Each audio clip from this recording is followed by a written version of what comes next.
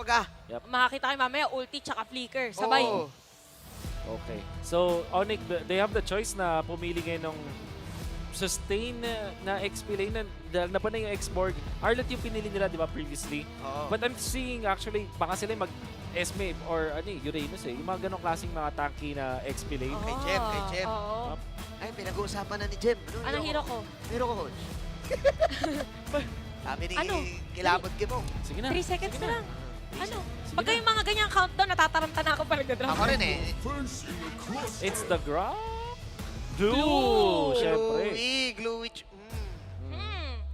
Kaso, yung pinaka magiging target nga lang dito, yung Bruno. Parang- Or pag team fight, hindi ko sure kung nakakaalis ba yung Martis. Oo. At ang tindi ng ating drop index, grabe. Kitang-kita mo naman, tindi ng pagkakakode. Ano Oo balita dito, Bull?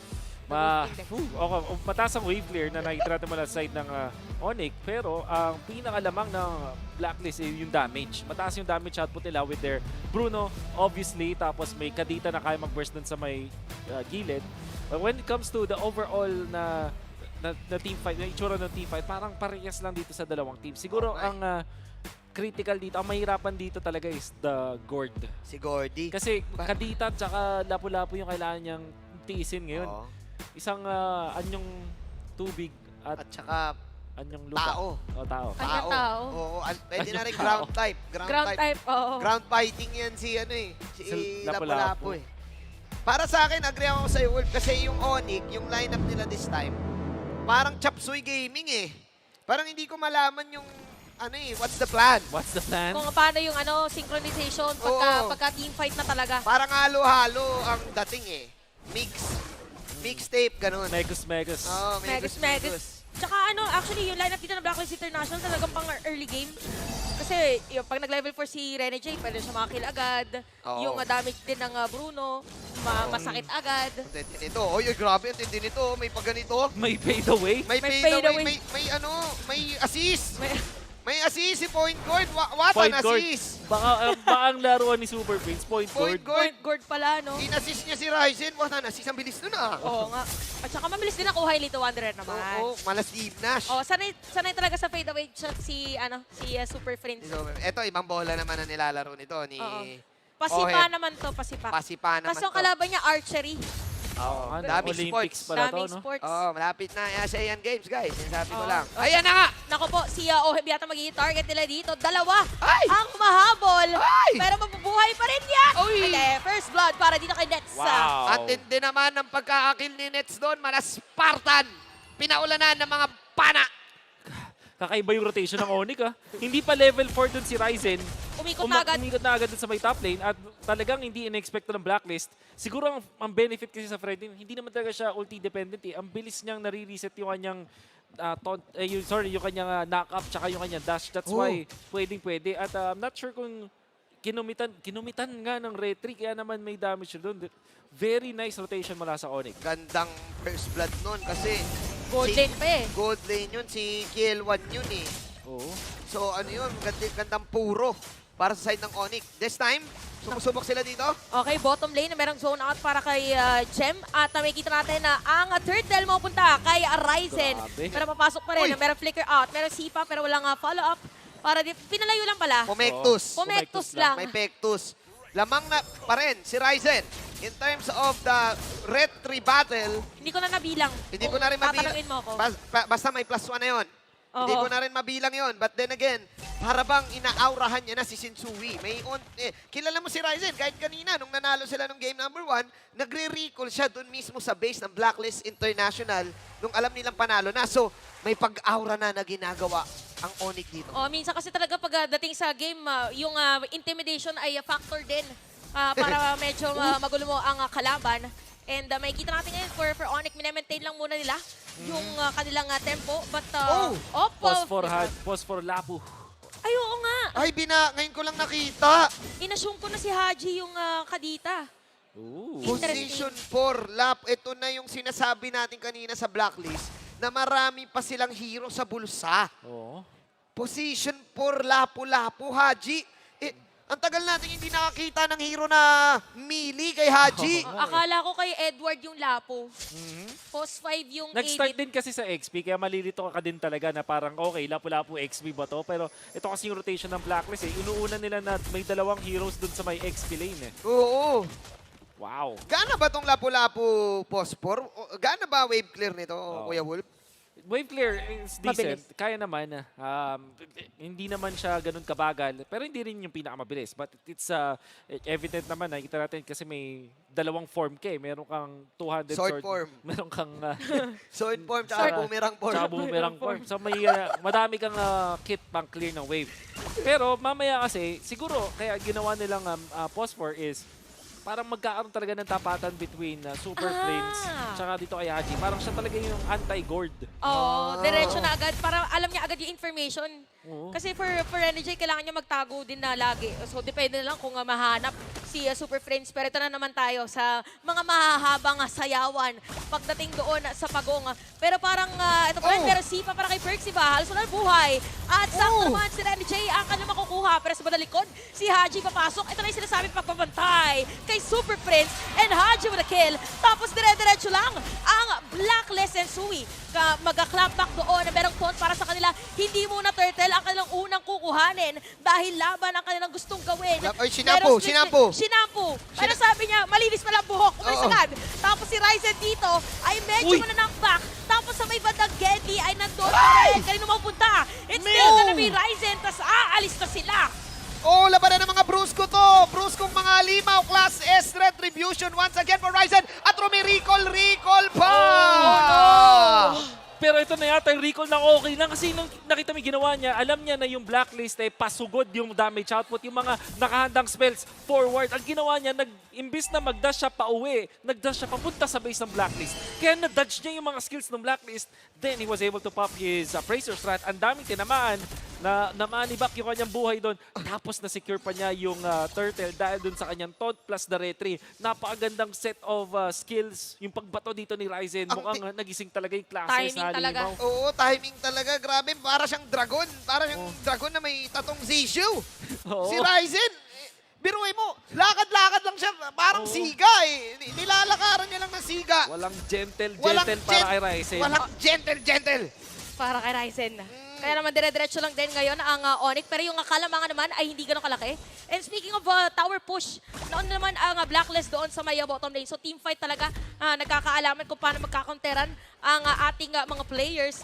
But still for both teams, hindi mo pa rin talaga masabi kung sinong lalamang. But definitely kailangan mahanap dito si Super Prince. Tapos makakasalubong si Sensui, mapipilitan na umalis at nagkakaaurahan ngayon ang ating mga players. 2-1 is the score as Onyx ang nagdidikta kung kailan ang balugbugan because of the initiations mula kay Gem and kay Perks. Gem, sumusubok mag-shampoo! Speaking of balugbugan, Renegade dito ang kanilang makukuha. Meron pa sipa sa may ilalim na Torres. Sakto double kill para kay Ryzen. Sensuin pilitan na lumayo. Nandito na si Haji, masastan lang konti. Pero dalawa ang patay sa Blacklist at parang si Haji din ay makukuha. Meron pang dive, meron taunt para sa kanila. And the Gem aalis. Si Edward nandito na rin for the backup. Gem ay nandito pa rin, still alive, at aalis na lang muna ang mga players. Pero Torres sa top lane ay mukhang masisira na Onyx. Oh man, Ryzen is here, ladies and gentlemen. Parang sinasabi niya lang sa Blacklist, kahit magsama-sama pa kayo, Magtulong-tulong pa kayo. tulong-tulong pa kayo, lalakaran ko lang kayo. Nawala na siya ng pakialam dun sa may top lane. Binasan niya na lang yung Torre. Partida pa. Walang gold laner dun sa side nila. What can Blacklist International do? Naaaurahan sila dito ng Onyx. Huwag sila mag-overcommit at gamitin siguro yung kanilang gold laner. And speaking of overcommit at yung pagtulong-tulong, Blacklist, 4 yung kinumit nila sa top, napushan tuloy sila sa mid. Speaking of commit, merong commitment na gagawin. Nets Aragay. makakakuha ng kill.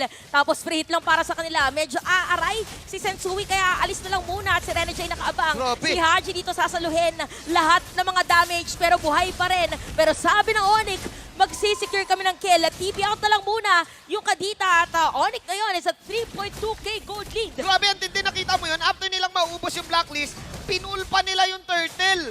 Ganon sila katindi lumord dance dito. Wala na nga silang kalaban. Parang shadow boxing. Safety pa rin. Oo, shadow lord dance. Ganon katindi yung ano nito. Parang na-practice. Minaster ni Kim Nilabas talaga ng Onyx lahat ng paghahanda nila going up against Blacklist this time. Ang ganda ng kanilang spacing at yung pag-punish nila doon sa doon kay Sensui as well as Edward na gumawa doon sa may backlines. Kahit si Haji, hindi niya mahanap doon si Super Prince. So far ngayon, with only 1 death doon sa ating Gord, ang taas ng kanyang damage output. And so far, Nets nakapag-farm ng masaya dahil makakuha siya ng mga objectives tapos nakukuha pa nila yung mga tore. 7.5k yung kanyang gold doon. At yung side ng Onyx, ginagamit lang talaga yung kanilang conceal para mapabilis at maghanap Oo. ng mga players. Na kay Perks din ang bola, no? Ang dami na rin nakuha ni Perks. Can Blacklist International go for the counter? Ang hirap. Tatlong Brusco ang meron sa Blacklist. Nasaan ang setup mo? Uy! Doon ang setup! Ayan ang setup na hinahanap. Kaya naman si Sensui ang makukuha. Tapos meron pa dito Best Cash para kay Super Prince. Napakaganda ng pwesto niya doon. Sabi ng Onyx, alis na muna dahil medyo delikado. Meron pang Tore. Kaya Tore na lang ang kailang kukuhanin. Top lane ay masira na meron pang glowing one ngayon. Si Super Prince. And we're just talking about yung comfort pick ni Perks. Nakita mo na yung 3-man knock-up na nagawa niya with the stomp ng Jeet Kundo.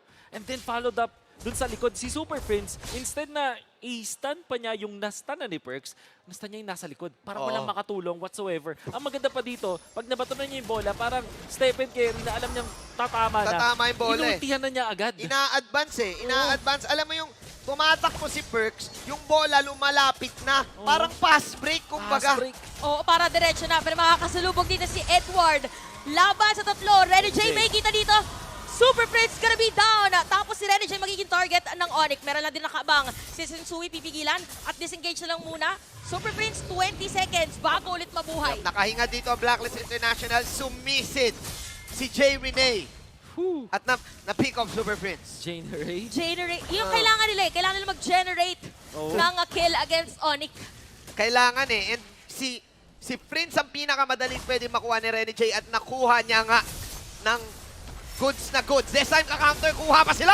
Goods na goods yata ang setup dito. Halos walang buhay mga players ng Onyx. Pero sabi din naman ng Onyx, meron din kaming damage. May pilitan lumayo si Haji. At dahil dyan, ipopull muna ulit.